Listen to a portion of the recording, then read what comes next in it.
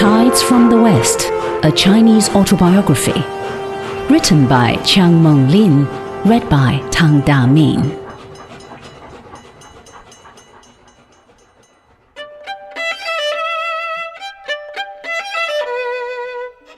Part 5. Some Aspects of Chinese Life. Chapter 21. The Leakage System. Foreigners coming to China for the first time used often to meet with the annoying practice of petty squeeze among their servants and cooks, and naturally felt that something must be wrong with China. But they would presently be informed by old China hands familiar with the China of imperial days and the later regimes of the warlords that the practice of squeeze was not only to be found in servant circles, but also among those higher up. Squeeze is a national system, they would say, and cite concrete examples to illustrate their point. This reference to happenings of bygone days that lingered in their memories would focus the eyes of the newcomers on remnants of the dark side of Chinese life which are fast passing, and the effect has been to throw a veil over unprejudiced minds in their effort to see the living, new China of today. This is very unfortunate for foreign observers who have tried to understand China, and unfair to both this and the last generation of Chinese leaders who endured hardships and sacrificed their lives for reforms in China's national life. I propose now to paint a dark, vivid, and real picture of Chinese economic life in the past, without exaggerating or minimizing, which I hope I can do even better than the old China hands.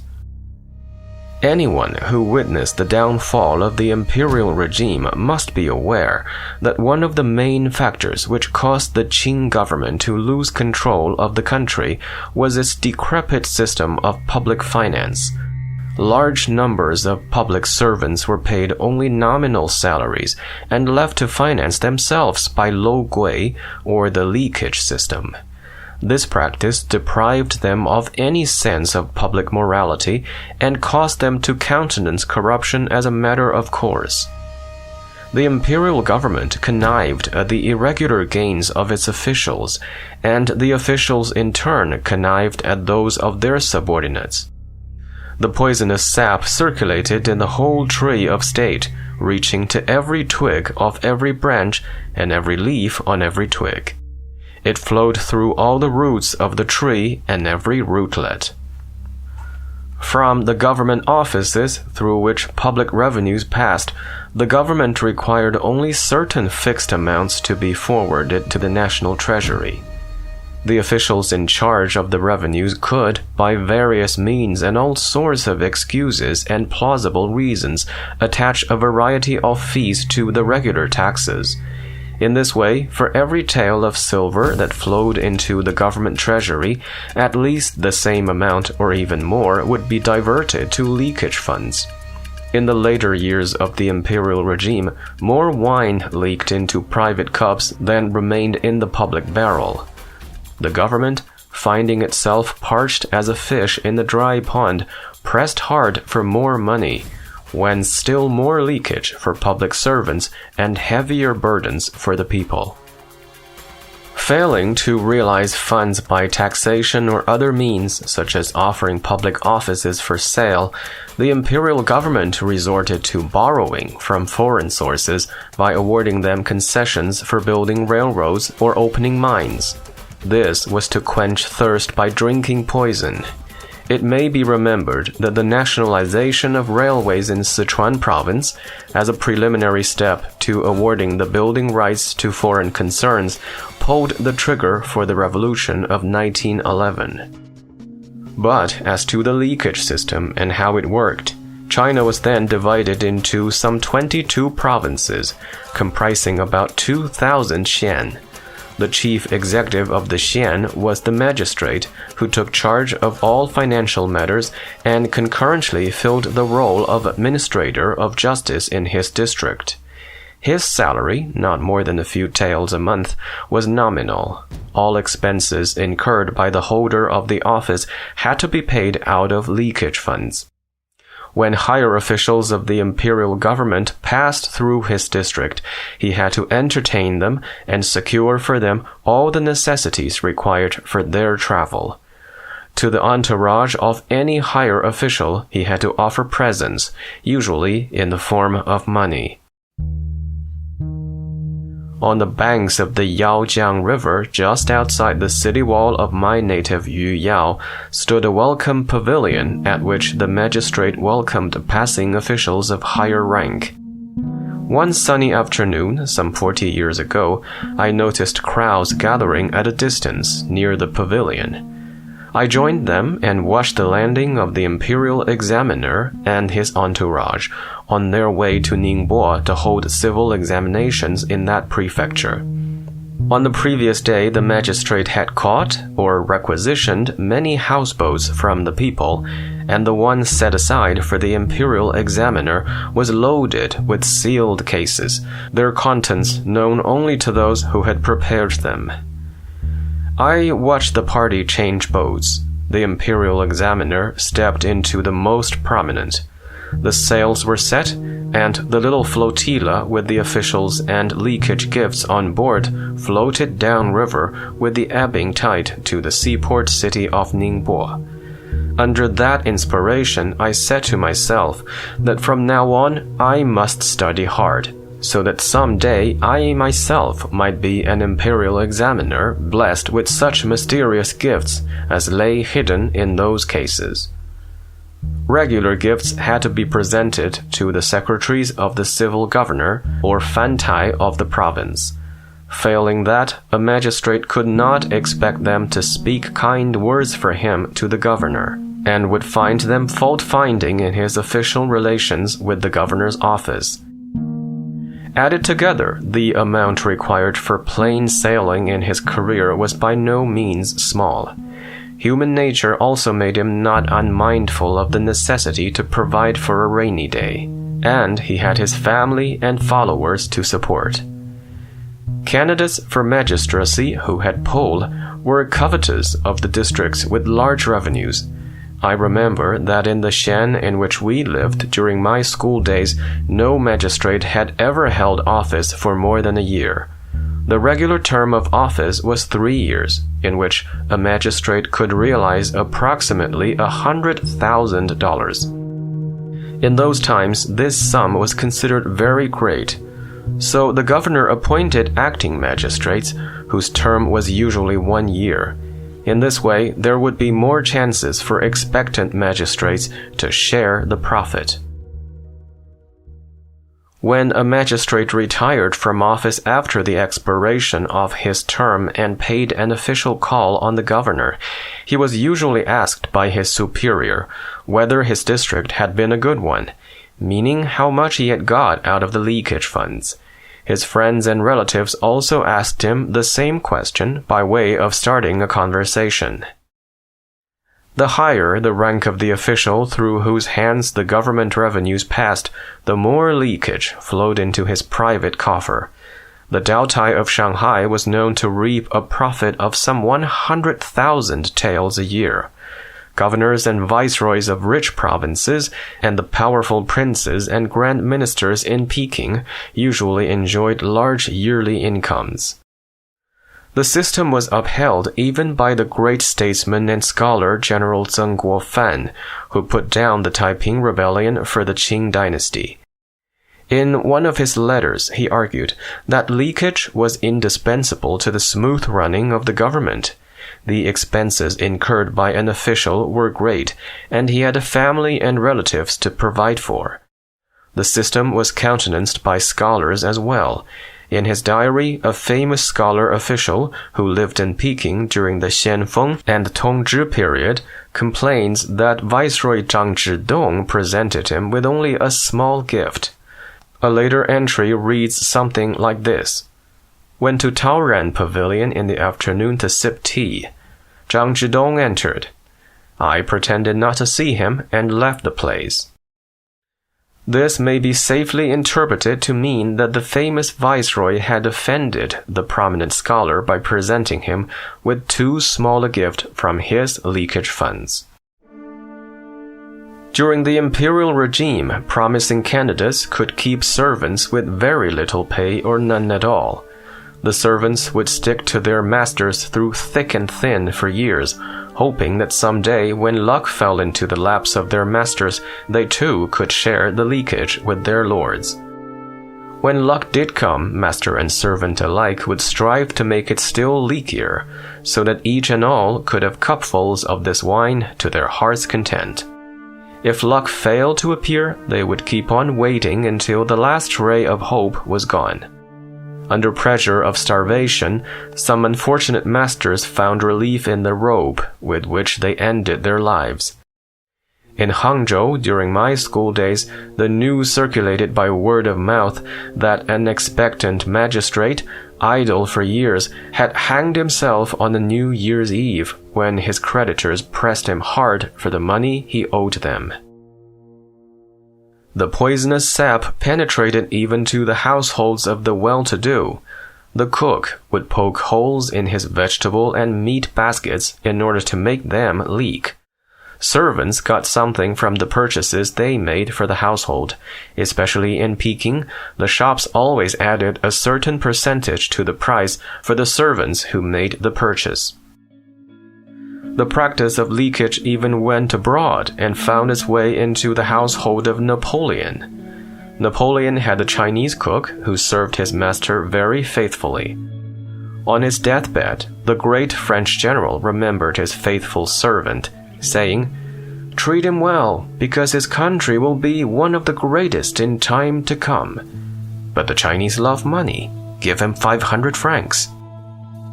On the other hand, the Dean Long Professorship of Chinese Literature in Columbia University was established in memory of a Chinese laundryman with the money earned by a lifetime of washing. Before his death, Dean Long handed over a bag of gold to his master and asked him to do something good for China. The master, adding a sum to it, established the chair in memory of the patriotic laundryman. The practice of leakage permeated the entire system of Li Jin, and Li Jin, like a gigantic octopus with tentacles reaching to every communication line in the country, sucked the blood out of the trade and commerce of the nation. It had been installed during the Taiping Rebellion to raise war funds for the support of the imperial army. The Taipings were gone, but the obnoxious system was there to stay. It worked this way.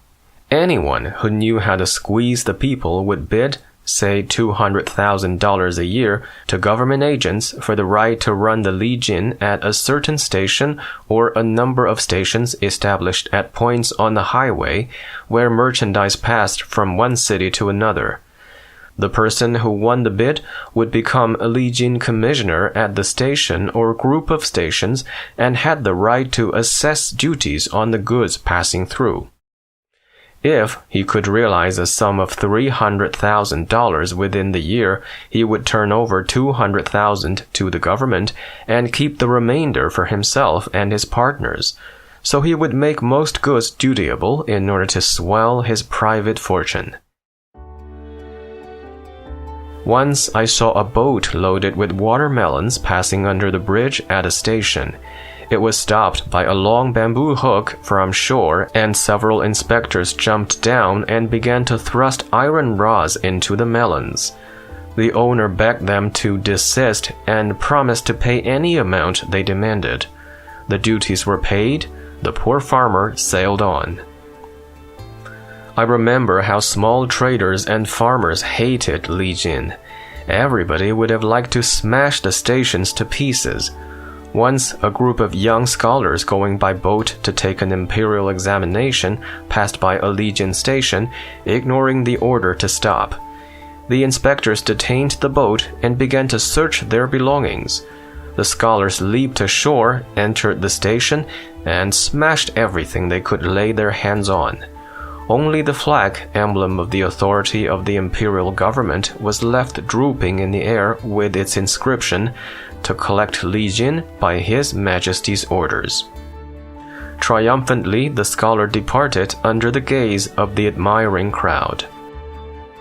After the revolution of 1911, the leakage system was gradually suppressed, and the system of Li Jin was abolished later on. Higher salaries were paid to officials, but cases of corruption were still frequent. The practice persists among servants in the form of petty squeeze. A lady once scolded her cook for being too greedy in getting his squeeze and got into a quarrel with him.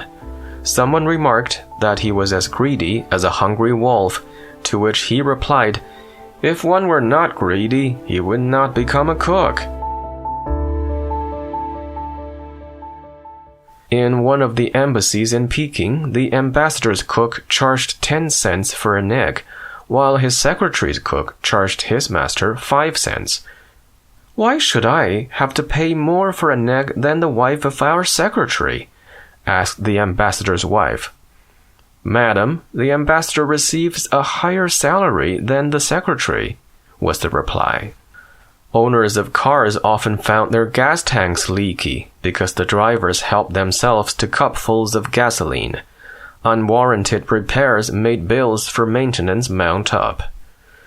Since the nationalist government came to power in 1927, China has been endeavoring to check the occasional corruption in the government. Severe punishment has been meted out to offenders.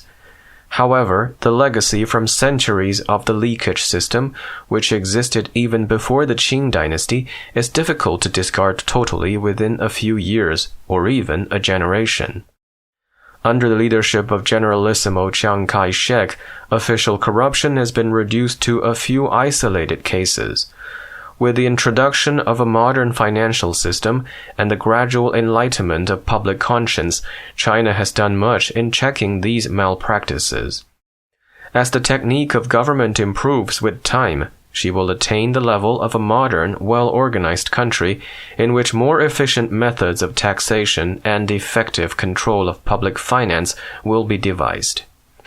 The Chinese have always trusted in the intrinsic good of human nature, believing that evils arise only from perversion of that good through negligence or lack of proper education. It was the decrepit system of public finance that caused China's trouble in this respect, not lack of a sense of moral responsibility.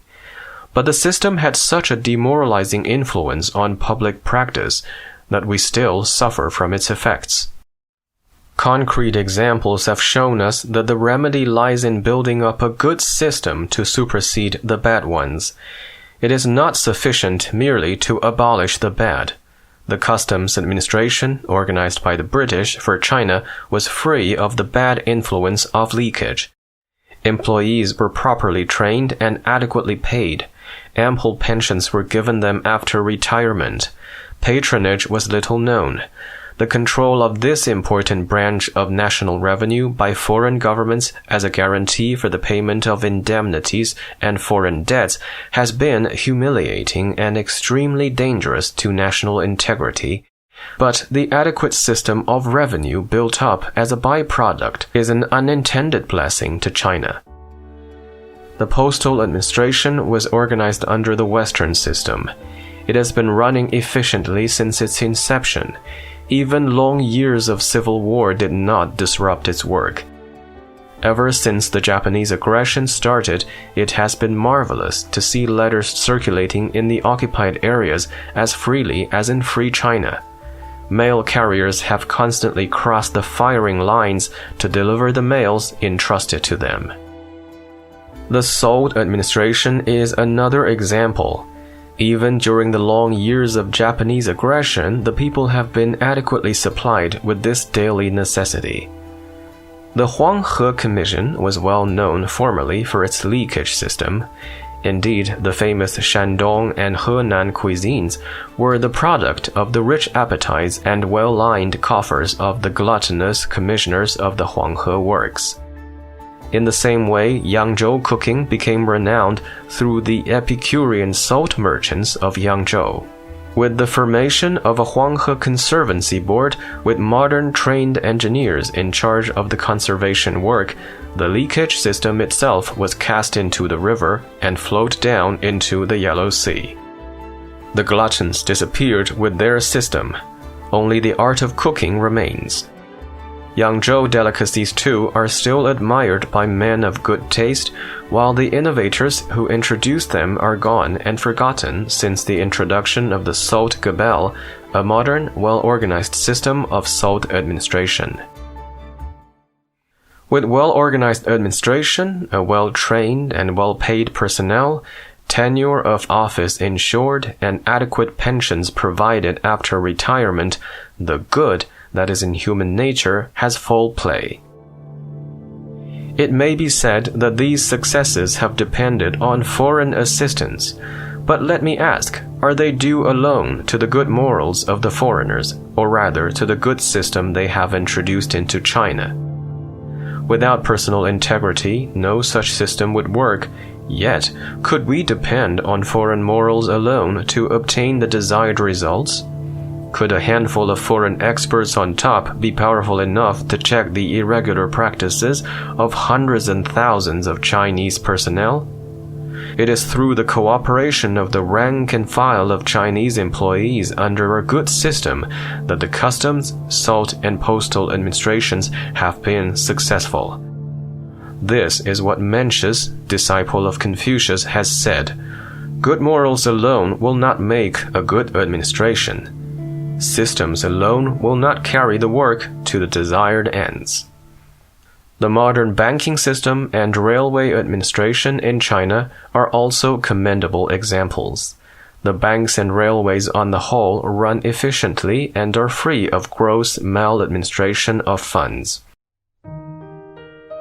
Modern universities in China are further examples of honest administration of funds, aside from their stand for intellectual honesty. Teachers have worked hard through privations on account of the abnormally high cost of living during the war to maintain their standards of scholarship. The majority of students coming under the good influence of the teachers and the university organization cannot but form healthy ideas and correct habits as regards honest and efficient administration of public funds, along with the modern training they have received. And we must remember that in their hands the future of China lies. Above all, the attitude toward the administration of public funds has basically changed. In the old days, the leakage system was connived at or even admired. At present, it is disliked and reviled by all intelligent people. This change of public sentiment will have an important bearing, given modern methods, upon the future handling of funds in all spheres of public administration. It is more difficult to eradicate the practice of squeeze among servants, cooks, and chauffeurs. Perhaps it will take a generation or two to alleviate the economic status of these people. Until that is done, we cannot very well expect that they will drop their bits of sweets. Perhaps by then it will be difficult in any case to find people to work as household servants. Yet, in my 6 years of sojourn in Kunming during the war, I have met with one cook, one manservant, one maid, and one chauffeur in our employ who never squeezed. Our present cook and manservant have a spotless record as regards money matters.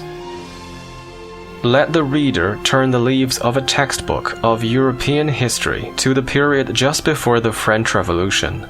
Let him glance through the constitutional development of England or the history of India in the times of Warren Hastings. He will readily agree with the writer that the leakage system of China was but a mild form of corruption. Yet, along with other forces, it did gradually sap the vitality of a reigning dynasty, once very powerful, and render it, in the end, financially anemic and politically impotent. Finally, the Qing Empire crumbled like a house of cards before the moral force of Dr. Sun Yat-sen.